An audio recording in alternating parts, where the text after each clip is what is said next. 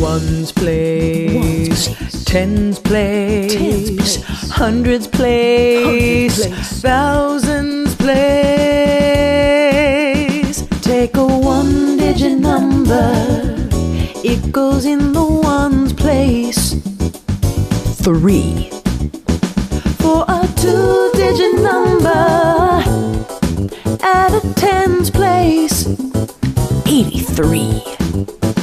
For a three-digit number, at a hundreds place. 183.